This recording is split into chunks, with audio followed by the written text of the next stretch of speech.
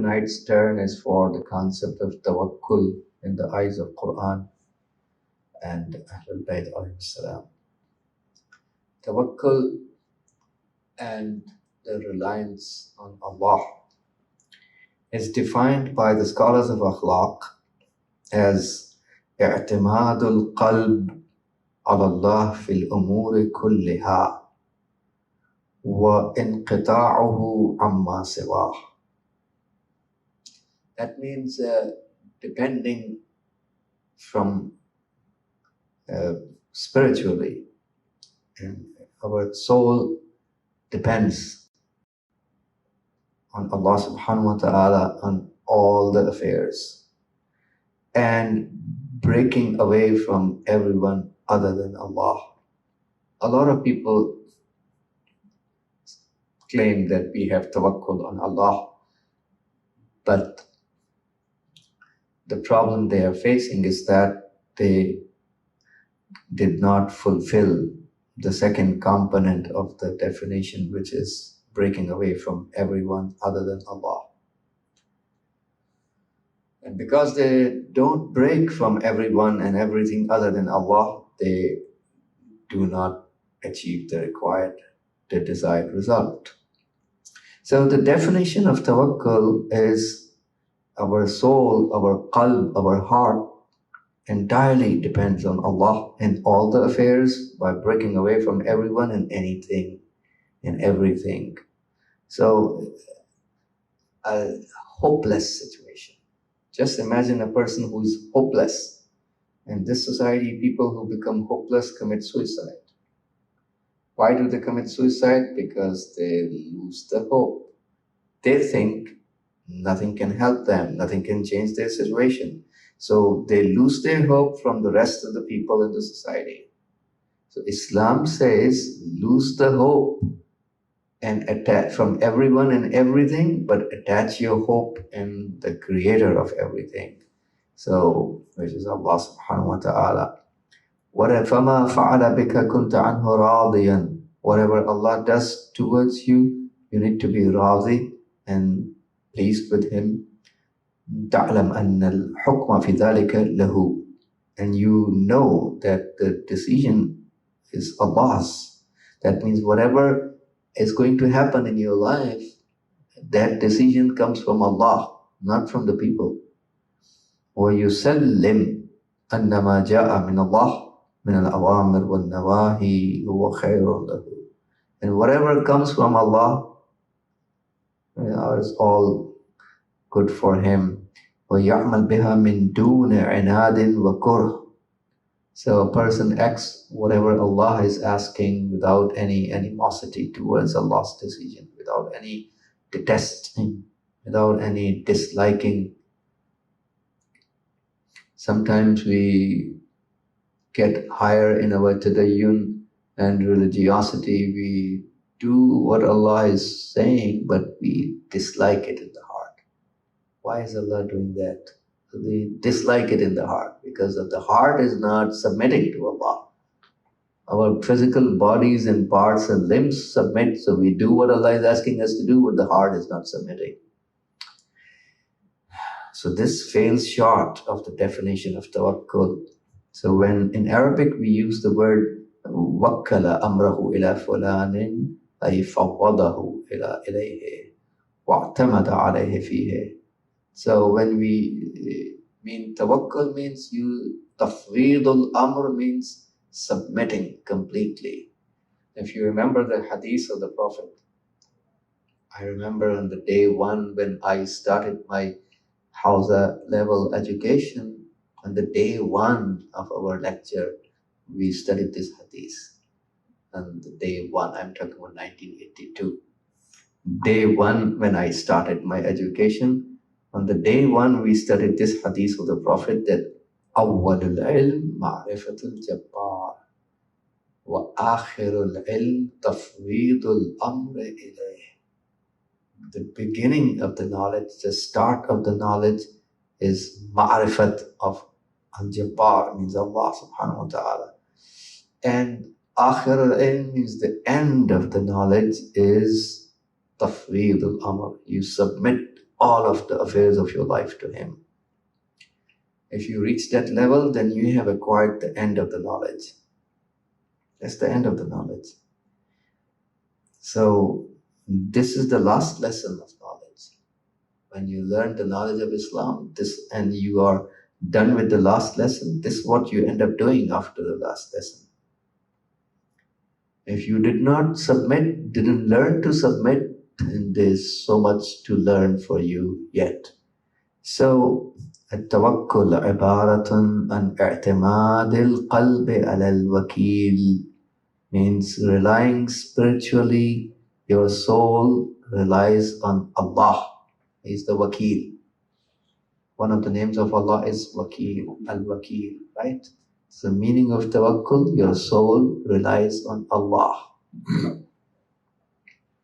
Body is the abd, is a slave of the soul. Body does what the soul asks the body to do. Body is not a decision maker. Body is a wasila and tool.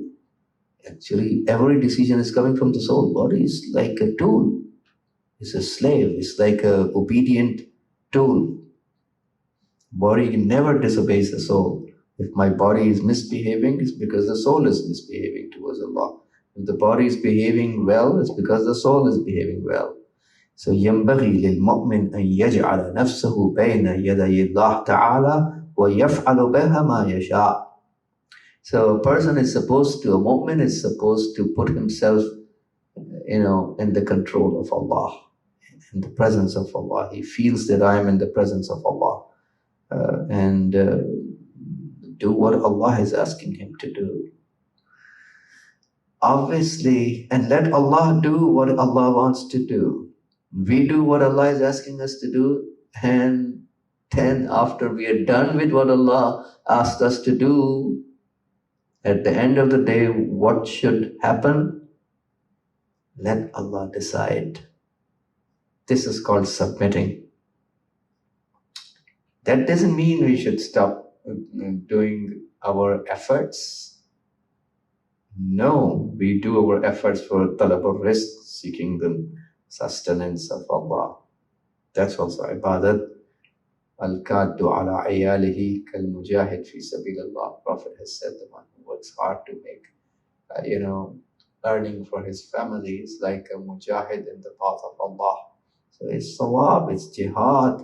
Working hard to make money is jihad in Islam. It's sawab. We should need to do that. We are supposed to go out of the house and work hard to get the rizq, not because going out of the house and working hard is the reason, al-illatul tamma, the complete reason for achieving the rizq. No. The real illat and the real reason is Allah's mashiyyat and irada, not my effort. Then why do we do the effort?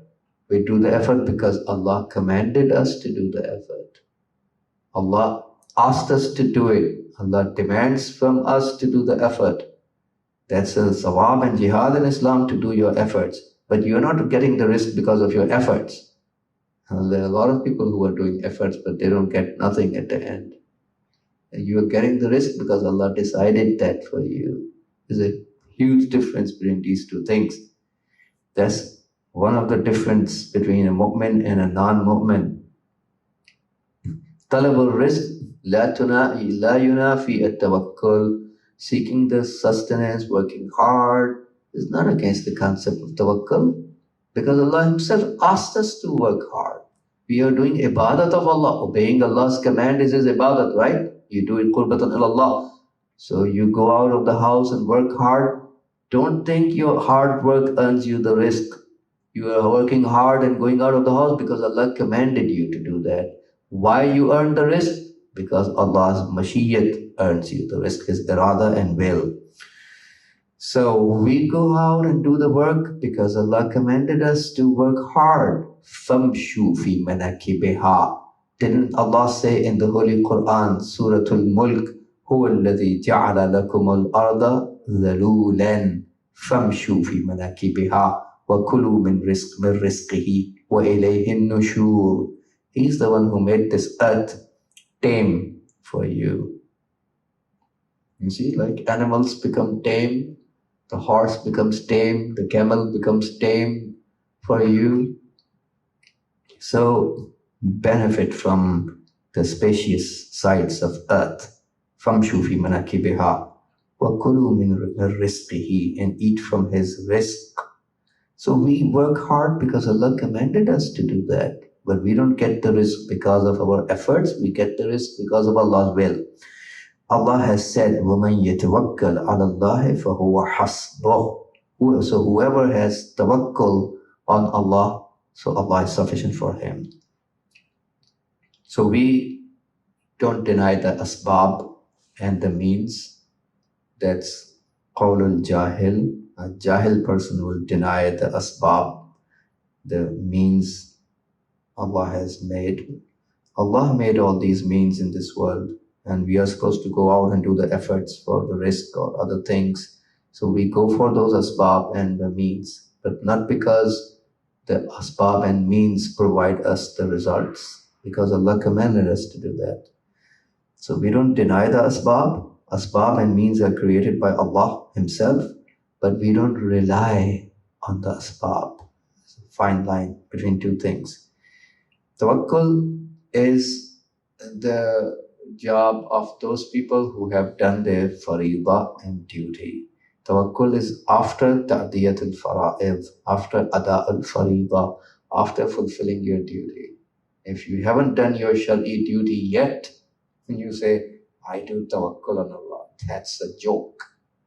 You fail to understand the Quranic concept of tawakkul. Look at this story from Rasulullah. There was a person, had a camel, an Arabi, a desert dwelling person. He had a camel. He let the camel free. And Rasulullah sallallahu alayhi wa saw him letting his camel go free.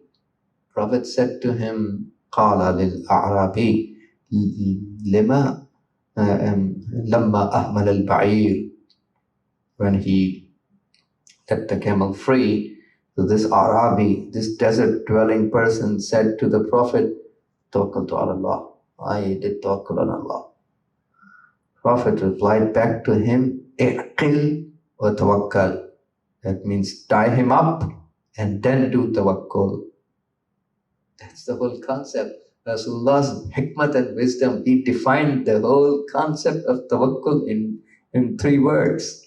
Iqil means tie up. That means you tie up the camel and then you do the tawakkul. This is the whole concept.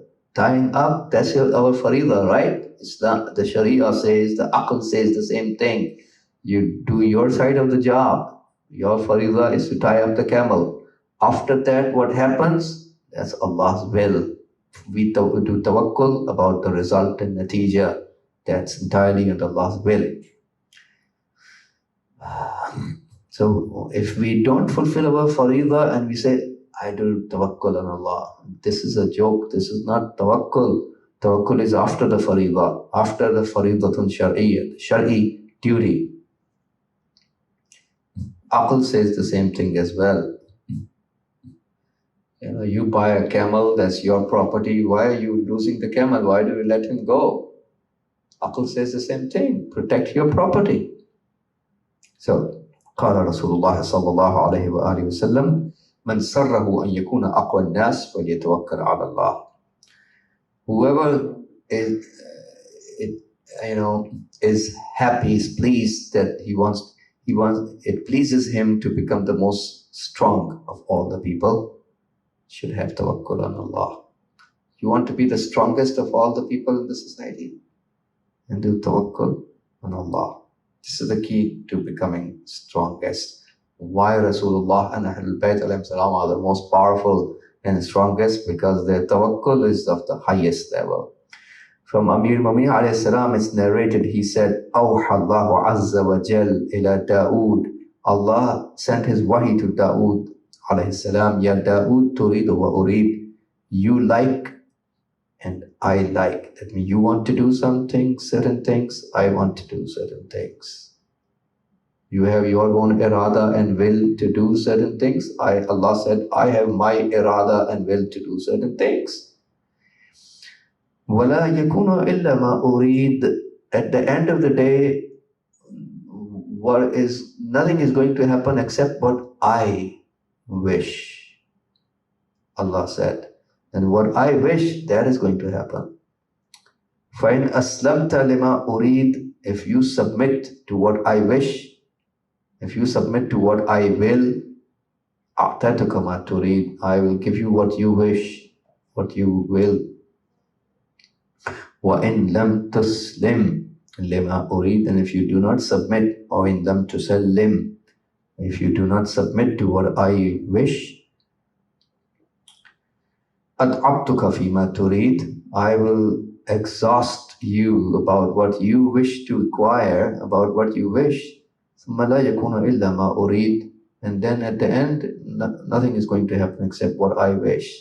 So we human beings should understand, even if we want to do certain things and make certain decisions on our own by breaking away from submission towards Allah, we don't understand the concept of submission, we don't submit, we break away from the concept, and we want to take our own decision and everything in our own control. Do you think at the end what you like is going to happen? Even if you take the charge of affairs in your control, at the end of the day, what Allah likes is going to happen.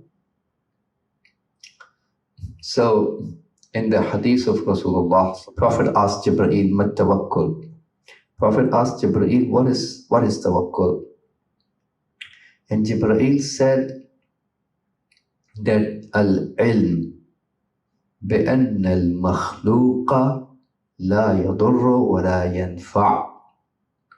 Knowing, Jibreel is defining tawakkul, knowing that the creature does not harm nor does he can benefit. No creature can harm you or benefit you. وَلَا يُعْطِي وَلَا يَمْنَعُ. No creature can give you nor he can block you. وَاسْتِعْمَالُ الْيَأْسِ مِنَ الْخَلْقِ. Hopelessness from the creatures. Become hopeless from everyone else in the society, the creatures. Do not attach your hope to people or things, that they will resolve your problem and they will resolve your issues. Attaching hope to Allah, becoming hopeless from all the creatures. So, فَإِذَا كَانَ الْعَبْدُ كَذَلِكَ, when a servant of Allah is like that, لَمْ يَعْمَلْ لِأَحَدٍ سِوَى اللَّهِ. Every haqiqat has a sign, right? Every reality is known through certain signs. What is the sign of tawakkul? If a person has these attributes, how we just mentioned in the hadith, then he's not going to act anything, do anything for anyone other than Allah. You'll do everything for Allah only. No one can benefit you, no one can harm you. Why in the world should I do anything for anybody? So did you end up in a state where you are always working everything, doing everything for Allah only? وَلَمْ يَرْجُ وَلَمْ يَخَفْ سِوَى اللَّهِ. Another sign of tawakkul, he has no hope. Raja means hope. He has no hope attached with anybody. وَلَمْ يَخَفْ. He has no fear from anyone. سِوَى اللَّهِ, other than Allah. So you do all your actions for Allah. You have no hope attached with anyone other than Allah. You are not afraid of anyone other than Allah. These are the signs of tawakkul. وَلَمْ يَتْمَعْ. The fourth sign. وَلَمْ يَتْمَعْ فِي أَحَدٍ سِوَى اللَّهِ. He is not having any greed towards anyone other than Allah. Sometimes we think that someone else can come and help me. So we have a greed, we have inclination towards somebody, right? So you have no inclination towards anyone. فَهَذَا هُوَ التَّوَكُّلُ. This is how Jibreel defined tawakkul in front of the Prophet. If you remember the story, Prophet Ibrahim alayhi salam was thrown into the fire by Namrud, la'natullah alayh. And when he was in the air, up in the air, this is where Jibreel came to him and asked, Alaka hajatun, do you have any hajat, any need? He's about to fall down in the fire. And Prophet Ibrahim alayhi salam replied back, Na'am, yes. Amma ilayk fala. Yes, I have hajat, but as far as my need and hajat towards you, no. Jibreel could have helped him. Jibreel has a lot of power to help, but Prophet Ibrahim has no need towards Jibreel. Some of the hadith says that Prophet Ibrahim as-salam said to him that ilmuhu bihali yughni an su'ali. That means Allah's knowledge about my status suffices me from asking Allah. Allah already knows it. Decision is in His hands. So He already knows it, no need to ask. So this is tawakkul. So there's a hadith from Imam Sadiq alayhi salam where he said, وَمِنَ التَّوَكُّلْ أَنْ لَا تَخَافَ مَعَ اللَّهِ غَيْرَهُ. So this is from the tawakkul that you don't be afraid from anyone other than Allah. Yeah, I remember Imam Khomeini Ridwanullah alayhi, his famous sentence, he used to say that, Wallah takunun as ghayr khuda na tarsida. I swear to Allah, I have not been afraid of anyone other than Allah in my life. He says, Wallah. So if he lies, God forbid, he has to pay kafara. Not only that, his marja'iyat will become batil. His walayatul faqih, his walayat will become batil. And that's kizb will be a lie and haram and fisq. He says, Wallahi, I swear to Allah, I have not been afraid of anyone other than Allah. It's a very big statement. And we see in his life, he comes from Paris, so relying i'timad al-qalbi ala Allah wa inqita'uhu amma siwahu. Definition of tawakkul. Relying spiritually, you rely on Allah. Your qalb, your heart is relying on Allah, and you break away from everyone and everything other than Allah. So when he announced that he wants to go back after Shah La'natullah alayhi left, so he wanted to go back, but obviously there was no flight ready to fly to Tehran because the interim government of Shahpur Bakhtiyar refused to allow any plane bringing Imam Khomeini from Paris to Tehran, and he put surface-to-air missiles and handed over the airport, Mehrabad airport, to the Iranian army. 20,000 army controlling the airport. And surface-to-air missiles are installed. So no airlines was willing to allow their planes to fly to Tehran and carry him. But he said, I have to go. Why he's saying? Because that's his faridatun shar'iyya. The person who is tawakkul, he works hard to complete his side of the duty. As soon as you complete your side of the duty, that's where you start the tawakkul. Not before. Remember what Prophet said, Iqil wa tawakkal. Then you tie up the camel and then do tawakkul. Remember? Iqil. It's such a great statement of Rasulullah. And I enjoy this short and to the point statement of Rasulullah. He says, Iqil wa tawakkul. Tie up the camel. Tie up and then do the tawakkul. That means tawakkul is after the faridah. Tawakkul is never before the faridah. If you do tawakkul before the faridah, that's called tawakkul in Arabic. You are transferring your burden to somebody else's shoulders. Somebody else should do your faridah on your behalf. No one is mukallaf on your behalf. You are obliged to do your faridah, others are obliged to do their faridah. No one can do my salatul fajr on my behalf. No wajib in Islam can be done in your life on behalf of others.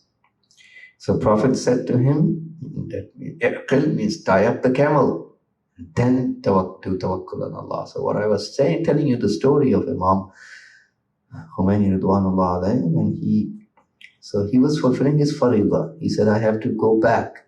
Shahpur Bakhtiyar puts the surface-to-air missiles in Mehrabad airport. He doesn't care. Definition of tawakkul, inqita'uhu amma siwallah. Breaking away from everyone and everything other than Allah. So you're not relying on asbab. If you're focused on asbab, you did not understand the tawakkul. In tawakkul, you have to, rafdul asbab. You have to, reject. Rafd means rejecting the asbab. We are not denying the asbab because aballahu an yujri al-umur illa bi asbabiha. Allah always executes his affairs in the universe through its asbab and means. He created the asbab. He's the khaliqul asbab. He's the munazzim and murattib of asbab. But we are not here to deny it, but we don't rely upon it. So when you find somebody charters the plane for Imam Ridwanullah, they pays the price, and he comes, and journalist asks him, how do you feel? He was praying his salat, his tilawat inside the flight. Someone asked him, how do you feel? He said, nothing. You didn't have to fear anything. And there are 4.5 million people coming from all over Iran to welcome him. Allah sent them. Who sent the people? Allah.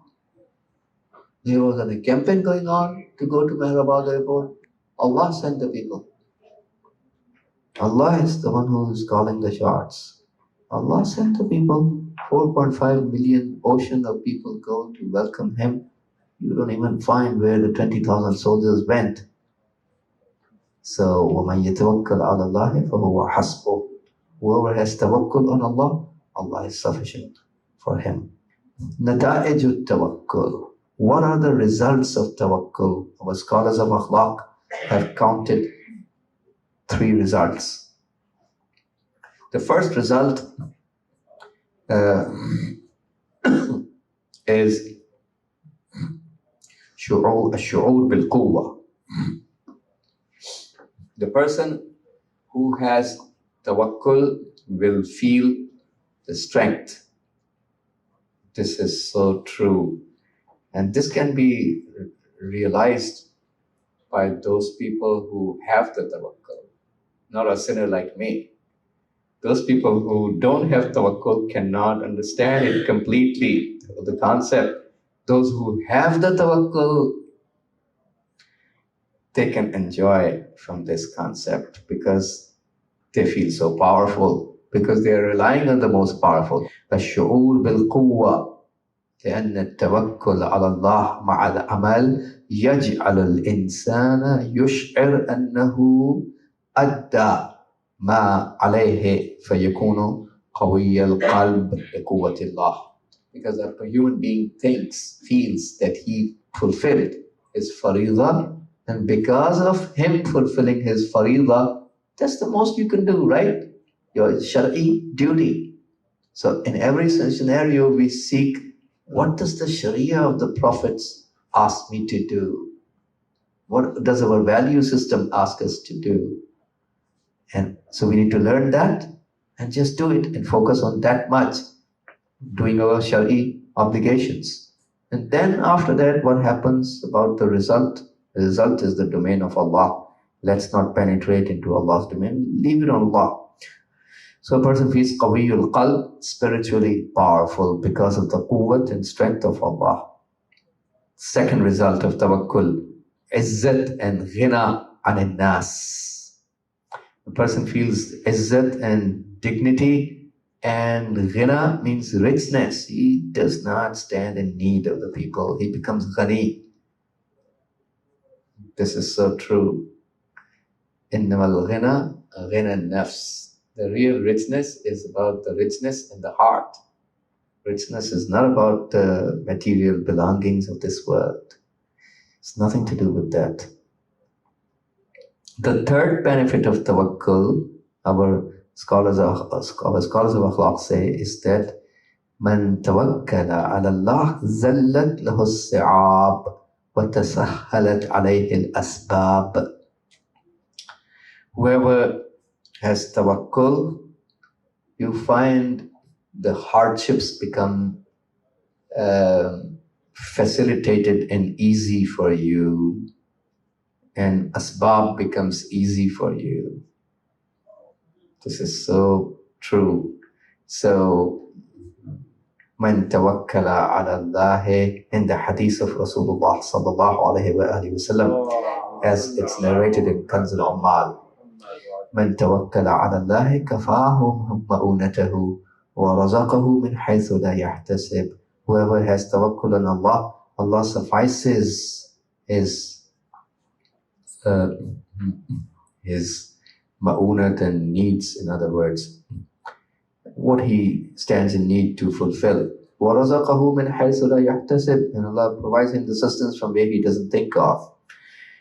لَوْ أَنَّ رَجُلًا تَوَكَّلَ عَلَى اللَّهِ بِالصِّدْقِ النِّيَّةِ. Prophet says in another hadith, if a man has tawakkul on Allah with the truthfulness in his niyyat and intention, بِالصِّدْقِ النِّيَّةِ لَحْتَاجَتْ إِلَيْهِ الْأُمَرَاءِ. The leaders, all these leaders in the world, will end up becoming muhtaj towards you. فَمَنْ دُونَهُمْ, and everyone else other than the leaders, everyone else will become muhtaj towards you. فَكَيْفَ يَحْتَاجُهُ وَمَوْلَاهُ الْغَنِيُّ الْحَمِيدُ. Then why in the world will he become muhtaj? Or his Mawla, who is Allah, al-Ghaniyyul Hamid. So he will not be muhtaj.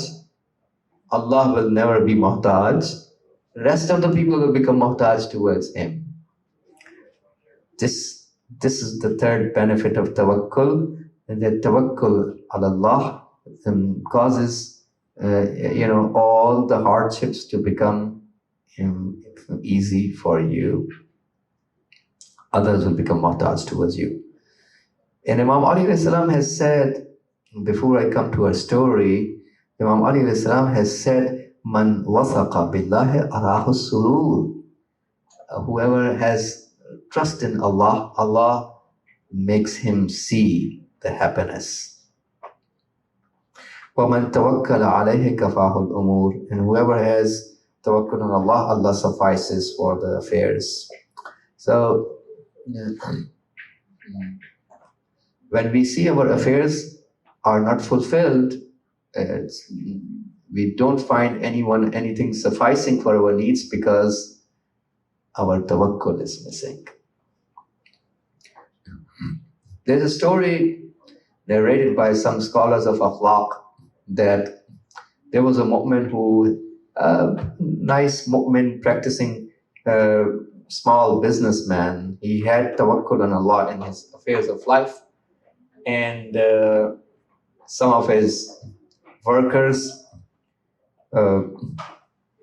started to ridicule him and make fun of him, because some people are not that kind of religious, so they find these things to be out of this world. They don't want to live a life like that. They want to just go along with the crowd. So religious people take a stand on their values. So this small businessman was having tawakkul on Allah. He always relied on Allah subhanahu wa ta'ala. So what his workers did, they stole some of his money and took out, in old days when you travel outside of the cities, there were lots of thieves and dacoits who used to loot the caravans and take away their belongings. That was frequent in those days. Well, even nowadays, there are people who are just destroying nations. Theft and uh, widespread crimes are no less than the previous times. Now we find what is going on in Yemen, what's going on in Syria, what's going on in Iraq, Afghanistan, and what happened in Sudan and Bahrain, and so on and so forth. List goes on and on of all these crimes against humanity. So they used to loot the caravans. These people, co-workers, went outside. They stole his wealth to ridicule him, and they went outside on a business trip. So they hid his wealth under the soil outside of the city in the desert, and they were relaxing there. And the same happened so that this person can never get his wealth, and then they can ridicule him. Okay, where's your tawakkul? Your wealth is gone, it is now stolen. So they buried his wealth in the sand and the desert, and they were sitting there during the travel, and some of the thieves came to loot this caravan, and the thieves took away everything from these workers, everything they had, except the wealth of that man, because that wealth was not there. They hid it in the soil. The only thing that was left was the wealth of that moment, and everything that these co-workers owned was taken away by the thieves. So these are lessons. Every day we find there are lessons going on in front of our eyes, how Allah subhanahu wa ta'ala is helping. In the time of Kasra, the ruler of Persia, there was a Hakim person who was prisoned by him, and this Hakim person was sent to the prison, and then he sent one of his officers to go and find out how is the situation of that Hakim inside the prison. This officer went inside the prison to monitor and see the situation of that imprisoned Hakim person, knowledgeable and wise person, and he was smiling in the prison. This officer asked him about his situation. He replied that I have a medicine that that is comprised of 6 things. This is the reason why I'm smiling, why I'm happy. He said, okay, what's your medicine? And this Hakim person replied to the officer, the first is Tawakkul ala Allah al-Qadir, relying on Allah who is all-powerful.